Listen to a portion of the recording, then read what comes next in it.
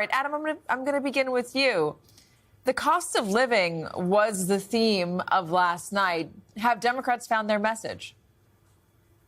Yeah, absolutely, Katie. I think that's really the through line from Virginia to New York City.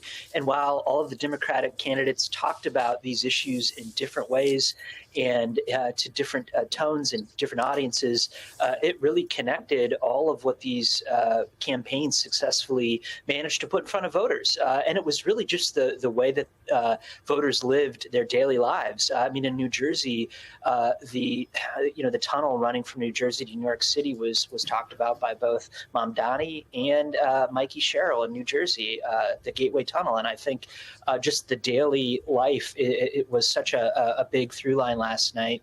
And at the same time, President Donald Trump has really been focused on issues abroad. And we saw Vice President J.D. Vance today say that it was important for him and other Republicans to turn to issues on the home front.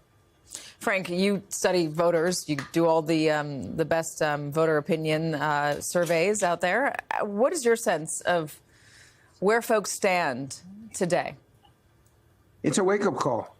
It's a wake-up call to Democrats and Republicans, and it's not the economy.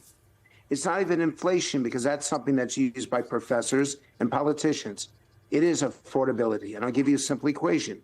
H squared, F squared. Housing and health care for the upper middle class, food and fuel for those who work paycheck to paycheck.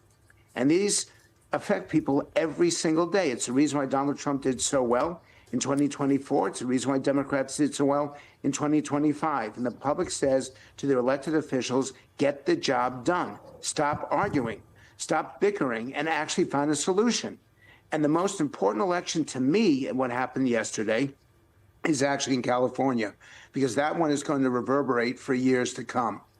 The fact, and it wasn't even close, that voters said that they will accept politicians creating the map to determine the districts, the lines where people will run for Congress, who gets to vote for whom.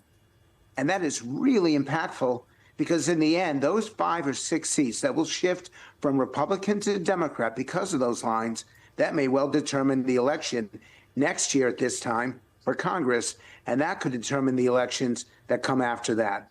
Make no mistake, yesterday evening was a statement loud and clear that the public does want a different direction. It is not about Donald Trump.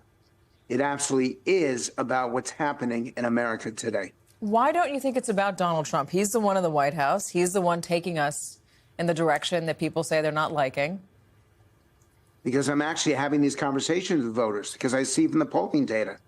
Democrats want it to be about Trump because for them it is. Republicans don't want it to be about Trump because for them it isn't. But the key vote, those people in the center, the ones that switched, that voted for Joe Biden in 2020 and voted for Trump in 2024, that's the swing vote. They're the people that define and decide who wins the election. And those people are voting for, in some of the language that you put up on your screen, quality of life issues, standard of living issues. And they're not happy with the direction. And at this point, they want some change. Errol, I asked also, is it progressive politics? Is it moderate candidates? Is it cost of living? Is it Trump? I mean, I know Frank is going to disagree with the Trump side of things, but we got an answer of yes to a lot of those questions, if not all of them. How did it play out here in New York City? Because the candidate was a specific kind of candidate. That's exactly right. He was a new kind of candidate, a very young candidate. Zohran Mamdani will be the youngest mayor in the last 100 years, more than 100 years in New York City.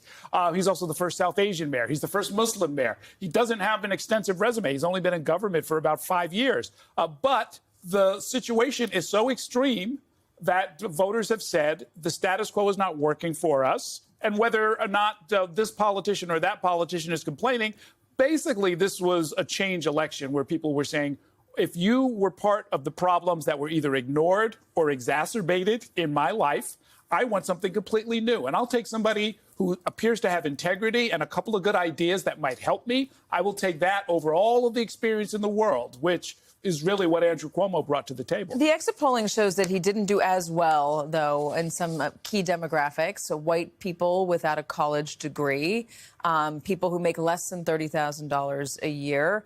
independents, moderates didn't vote in majorities for Zoran Mamdani.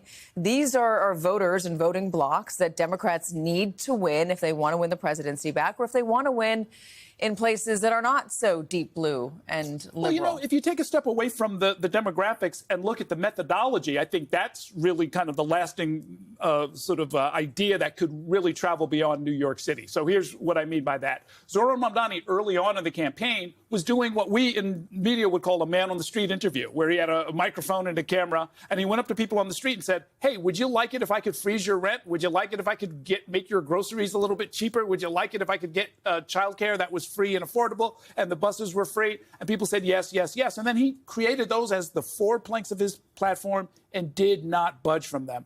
People screamed about crime, and people in the media said, well, what about this? What about that? What about Donald Trump? And he said, all I'm going to do are my 4 affordability planks. And you could take that same method anywhere in the country, and people might tell you it's property taxes or some other set of issues. But if you have the discipline to stick to it and to give people some approximation of what it is they're actually asking for, you have a much better chance of closing the sale. Don't worry about the label, Democratic, Socialist, Progressive, Moderate, or whatever. Worry about the 1, 2, or 3 issues that will appeal to the voters that you're talking to. Katie, they spent tens of millions of dollars between the outside groups and the campaign itself, all aimed at stopping socialism, stop Zoran Mamdani. President Trump called him a communist and all of this other kind of stuff. And the people who actually have to live their lives and are looking for cheaper transportation, affordable housing, and childcare, they said, you know what? You can keep all of those labels. We're going to go with what is going to work for us. And you guys can fight about the labels on your own time. Jake, the shutdown is obviously a factor here as well. It was certainly a factor in Virginia. A lot of furloughed workers, a lot of laid off workers. Abigail Spanberger won by a mile down there. Is there a reaction in the halls of Congress today? Yeah, there is. And well, let me start with this, Katie. Donald Trump told Senate Republicans in a private meeting this morning that this is killing them, the shutdown, and it needs to end. He wants the Senate to eliminate the filibuster, that 60-vote threshold that you need to pass legislation. That's not going to happen under any scenario that I could see right now. And up here on Capitol Hill, I mean, Mike Johnson, we caught up with Mike Johnson this morning. He gave a news conference. He said, you shouldn't read anything into these results. It doesn't mean anything about Republicans.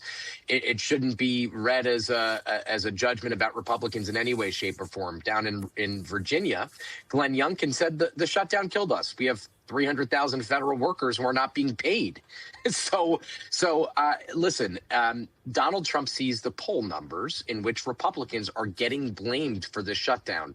There's no question that Democrats instigated the shutdown. That's not at issue here. We all understand that Democrats instigated it. Republicans are getting blamed by the public for the shutdown. That was certainly an issue in Virginia. And I don't know, I'll be honest with you, Katie, I'm still grappling with how this is going to impact the shutdown now in its 36th day. If you asked me yesterday or the day before, I would have said Democrats are getting tired of this.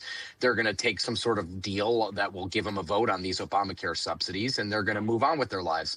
Now, today, I would say that some Republicans are more incentivized, maybe in the White House, to end this shutdown with a deal. So I think it's going to shake things up appreciably. And as we wrote in our newsletter this morning, if you are a Republican and you say this has nothing to do with me, nothing to do with us, this is all just a course, politics as usual, I think that's probably a mistake, but it's not a new mistake. Politicians take the wrong message from elections all the time. Let me play Donald Trump. Here's what he gathered from the losses yesterday.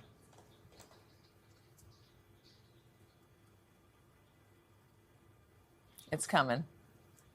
5, 4, 3. There.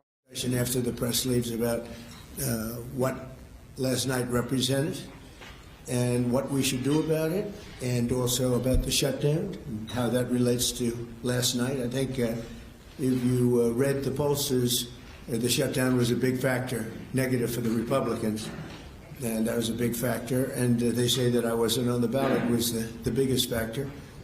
But I don't know about that. Adam, what do you make of that? Yeah, I mean, we're talking to a lot of outside progressive groups, folks like Indivisible, and they're saying after last night, that Senate Democrats would be crazy to look at the results last night, the same results that President Donald Trump is talking about here in this clip, and that they would be crazy to fold now, as it sort of looked like they were from the body language heading into this week. So progressives really, want to squeeze as much juice out of this results across the map last night as they can.